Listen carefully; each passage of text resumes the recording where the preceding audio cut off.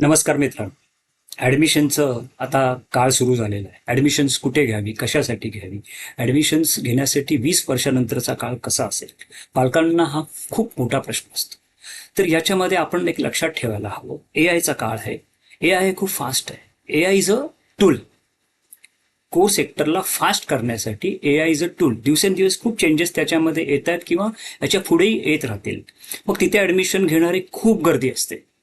मग तिचे जर व्हेरिएशन्स असेल तर आपल्या मुलांना तिथे ॲडमिशन्स आपण घ्यावी का? मग कोर फील्डकडे का नाही?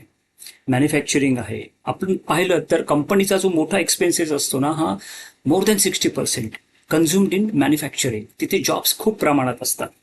मेकॅनिकल इंजिनिअरिंग असो, इलेक्ट्रिकल इंजिनिअरिंग असो, अकाउंटिंगमध्ये असो, असं बरंच काही असतं. तर तिथे स्ट्रॅग्नंट असं नाही आहे, म्हणजे हे स्टँडर्ड आहे. तर हे कायमचं कोर फील्ड हे कायमचं राहणार आहे. कोर फील्डमध्ये जरी AI आणायचं म्हटलं मॅन्युफॅक्चरिंगमध्ये, रोबोट्स येईल. पण त्याला किती पिरियड लागणार आहे? लवकर ते लगेच तर होणार नाही आहे. पण सॉफ्टवेअरमध्ये AI टूल लगेच आणता येतं.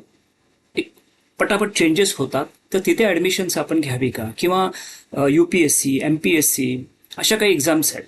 IPS officer, IAS officer, engineering नंतर तुम्ही ह्या सगळ्या हे कोर फील्ड आहे.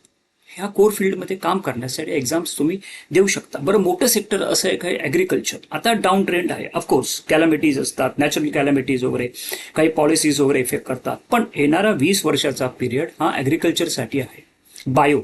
बायोवरती खूप रिसर्च सुरू आहे आपल्या इंडियामध्ये.